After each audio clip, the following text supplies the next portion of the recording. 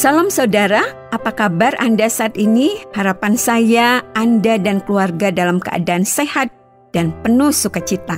Saya Rosi, kembali menjumpai Anda dalam program Aku dan Dia. Selama 15 menit ke depan, saya mau mengajak Anda belajar tentang Tuhan Yesus adalah terang dunia. Kiranya pembahasan ini menolong Anda untuk lebih mengenal Dia yang adalah Tuhan dan Juru Selamat dunia. Selamat mendengarkan.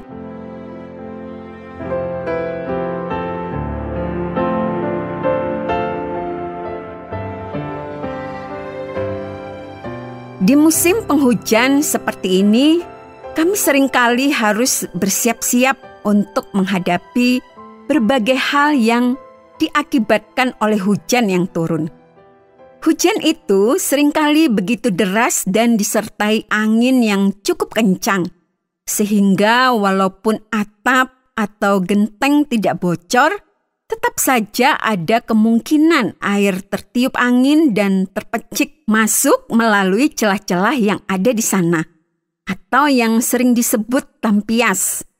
Namun, selain masalah yang berhubungan dengan air yang masuk ke dalam rumah tanpa dikehendaki itu, ada masalah lain yang juga sering muncul pada waktu hujan. Beberapa kali terjadi di kota kami ketika hujan menjadi sangat deras, listrik kemudian menjadi mati. Karena itu, kalau hujan turun dengan deras lalu disertai dengan angin yang bertiup kencang dan kemudian disertai dengan petir, maka biasanya sudah harus langsung bersiap-siap.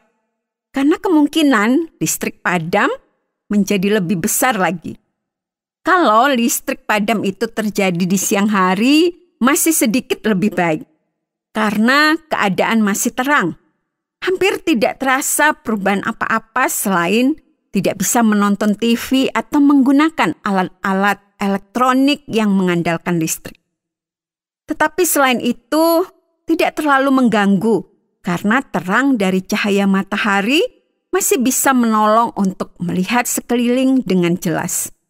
Tetapi berbeda kalau listrik padam pada waktu malam hari. Situasi menjadi sangat tidak menyenangkan. Keadaan menjadi gelap gulita dan kalau tidak menyiapkan diri dengan lilin atau lampu darurat, maka harus bersiap-siap untuk bertahan dalam kegelapan. Tidak bisa melihat apapun dan bahkan untuk berjalan di dalam ruangan sekalipun tetap harus dengan sangat berhati-hati agar jangan sampai menabrak sesuatu yang akan berakibat buruk. Pada saat mati lampu di malam hari dan berada di tengah kegelapan demikian, maka terang menjadi sesuatu yang sangat diharapkan dan dihargai. Terang sekecil apapun menjadi sangat berarti, walaupun hanya dari sepucuk lilin yang redup sekalipun. Kegelapan menimbulkan banyak kesulitan, karena kegelapan hampir menghilangkan kemampuan kita untuk melihat dengan jelas. Dan karena itu, banyak sekali hal yang tidak bisa kita lakukan, khususnya yang berkaitan dengan penglihatan mata kita. Kegelapan membuat kita tidak bisa membedakan antara lantai yang rata atau tangga yang naik dan turun. Kegelapan juga membuat kita tidak bisa melihat apakah jalanan yang kita lalui itu jalanan yang halus, rata, dan kering, atau justru jalanan yang tidak rata atau bahkan berlubang-lubang. Kegelapan juga membuat kita tidak tahu apakah langkah yang akan kita ambil berikutnya akan membuat kita menapak di tanah yang kering atau malah di lumpur yang becek yang membuat kaki kita menjadi kotor. Kalau menjalani kegelapan dalam waktu yang sebentar saat listrik menjadi mati, itu sudah begitu buruk, apalagi dengan kegelapan yang berkaitan dengan kehidupan rohani kita. Kegelapan itu jauh lebih buruk lagi. Kegelapan karena mati lampu hanya beberapa menit atau beberapa jam saja, sedangkan kegelapan rohani bisa terjadi seumur hidup dan bahkan membawa akibat kepada kekekalan di dalam kegelapan juga. Kegelapan karena mati lampu bisa membuat kita tidak bisa melihat ruangan di mana kita berada. Dan resikonya bisa membuat kita tersandung kalau kita menabrak sesuatu. Tetapi kegelapan rohani membuat kita tersandung dalam kehidupan yang membuat kita terjatuh dalam ketidakberdayaan serta membuat kita tidak bisa membuat keputusan yang benar di dalam kehidupan kita. Dampaknya tentu buruk lagi. Karena itu, sebagaimana kita membutuhkan lampu dan terang untuk mata jasmani kita juga membutuhkan terang yang akan menyinari mata hati kita. Yesus mengatakan bahwa Dia adalah terang dunia. Yohanes 8 ayat 12 mengatakan, maka Yesus berkata pula kepada orang banyak, katanya, Akulah terang dunia, barang siapa mengikut aku, ia tidak akan berjalan dalam kegelapan, melainkan ia akan mempunyai terang hidup. Saudara, kalau kita melihat keadaan di sekitar kita akan bisa melihat bahwa kegelapan merajalela di dunia di mana kita hidup sekarang ini. Tidak ada satu hari pun di mana tidak terjadi kejahatan. Bahkan, kalau kita mau membaca surat kabar atau menonton berita, kita tahu bahwa kejahatan yang terjadi di dunia ini dalam satu hari ada begitu banyak. Yang tertulis di surat kabar atau ditayangkan di televisi hanyalah kejahatan yang besar-besar saja. Sementara ada banyak kejahatan yang dianggap sebagai kejahatan-kejahatan kecil yang sepele dan tidak ditayangkan di sana. Selain itu, kejahatan-kejahatan yang ditulis atau ditayangkan itu hanyalah kejahatan-kejahatan yang ketahuan saja. Sementara ada banyak kejahatan yang tidak kalah besarnya, tetapi tidak dimuat di dalam berita karena memang tidak ketahuan. Kemudian, kalau kita perhatikan orang-orang yang ada di sekeliling kita, kalau kita perhatikan baik-baik, maka kita akan tahu bahwa tidak ada satupun manusia yang tidak pernah berbuat salah dan dosa. Mungkin di dalam pandangan kita ada orang-orang yang tampaknya sangat baik dan sangat saleh. Tetapi tiba-tiba kita dikejutkan oleh apa yang dilakukannya yang sangat berbeda dengan nilai-nilai kebaikan dan kesalehan. Atau ada orang-orang yang begitu dekat dengan kita dan kita sangat mengaguminya. Tetapi kemudian kita dikejutkan oleh tindakannya yang justru sangat menyakitkan hati kita. Lalu, jangan jauh-jauh. Cobalah untuk melihat ke dalam kehidupan kita sendiri. Kalau kita mau berkata jujur, maka kita harus mengakui bahwa tidak ada satu hari pun yang kita lewati di dalam kehidupan kita di mana kita tidak melakukan kesalahan dan dosa. Bahkan ketika kita tidak pergi keluar rumah, tidak bertemu siapa-siapa, dan tidak melakukan apapun di luar rumah, kita sadar bahwa kita masih tidak bisa menghindar dari dosa. Kita masih berdosa dengan pikiran kita yang mungkin berpikiran buruk tentang orang-orang yang lain. Semua dosa itu, kalau kita ibaratkan seperti mendung, sudah menjadikan dunia ini diselimuti oleh mendung yang sangat tebal dan gelap.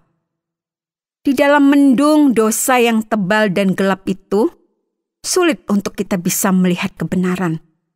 Karena mendung dosa yang sangat pekat itu sangat sulit bagi kita untuk bisa menentukan arah hidup kita yang benar. Karena di dunia ini tidak ada satupun manusia yang bisa menjadi teladan yang sempurna dalam kebenaran. Tidak sedikit tokoh-tokoh yang semula dianggap sebagai tokoh rohani, kemudian jatuh ke dalam kesalahan dan dosa, ke dalam kegelapan yang pekat itu juga. Tetapi Yesus dengan jelas mengatakan bahwa Ia adalah terang dunia. Ia memancarkan terang dan terang itu begitu benderang di tengah kegelapan dunia, sehingga kalau kita mau memandangnya, kita akan bisa melihat terang itu bersinar. Dan ketika kita memandang Dia sebagai terang hidup, maka kita akan bisa melihat keadaan dunia yang sebenarnya, dan juga melihat keberadaan diri kita sendiri apa adanya. Yang secara pribadi sangat menguatkan adalah bahwa Yesus mengatakan bahwa dirinya terang dunia. Akulah terang dunia. Dia bukan sebagai pribadi yang sekedar membawa terang atau yang menunjuk kepada suatu terang. Tapi dengan tegas ia mengatakan bahwa dia sendirilah terang dunia. Semua sumber terang memiliki jangka waktu. Obor akan berhenti menyala jika sumbunya habis terbakar. Senter akan berhenti bersinar jika baterai yang menjadi sumber energinya habis. Dan lilin akan kehilangan kemampuan menerangi sekitarnya jika ia sudah meleleh dan habis terbakar. Tetapi tidak demikian dengan Tuhan Yesus. Ia bukan pribadi yang membawa sebuah sumber penerang, tetapi ia adalah terang itu sendiri. Dan berbeda dengan semua sumber terang yang akan kehabisan kemampuan menerangi, maka terang Yesus tidak akan pernah ada habisnya. Karena ia adalah Tuhan sendiri, dan dengan demikian maka terang yang memancar dari dirinya itu mendapatkan sumber energi ilahi di dalam diri Yesus sendiri. Karena itu, terang itu adalah terang yang kekal. Yesus sebagai terang dunia akan sanggup melenyapkan kegelapan dosa, karena sumber terang itu adalah pribadi ilahi yang maha kudus. Terang itu juga akan sanggup menyingkap semua kegelapan yang terjadi di sepanjang abad dan masa, karena ia yang adalah terang itu sendiri adalah pribadi ilahi yang maha kekal dan maha hadir. Pernyataan Yesus ini menjadi jaminan bagi kita yang percaya kepadanya, bahwa kita tidak akan dikuasai oleh kegelapan, walaupun kegelapan itu seolah-olah menyelimuti kita dan mau menelan kita. Ketika kita menjadi percaya kepadanya dan kemudian kita memandang kepada Yesus, maka kita akan terus bisa melihat terang yang mengusir kegelapan dan yang memampukan kita hidup di dalam terang. Karena kita hidup di dalam terang demikian, maka kita akan bisa melihat dengan jelas apakah jalan kita rata atau justru berbatu-batu. Dan karena kita bisa melihat, maka kita akan dimampukan untuk memilih jalan kita. Dan selama kita masih tetap dekat dengan Yesus yang adalah terang itu, maka kita akan tetap bisa melihat dengan baik apa yang ada di sekeliling kita.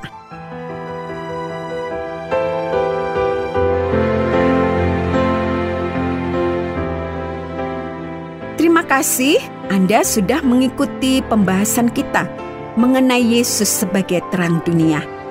Kegelapan membutakan dan terang memampukan kita untuk melihat. Dan karena Yesus adalah terang bagi dunia, maka kita perlu terus berada di dekatnya agar terang itu menyinari jalan kita. Jika Anda ingin mengetahui lebih banyak tentang Yesus yang adalah terang dunia, kami siap menjelaskan secara lebih lanjut untuk menolong Anda lebih mengenal Dia. Anda dapat menghubungi kami dengan menuliskan surat kepada program Aku dan Dia, Tromol Pos 261, Batu 65302 Jawa Timur.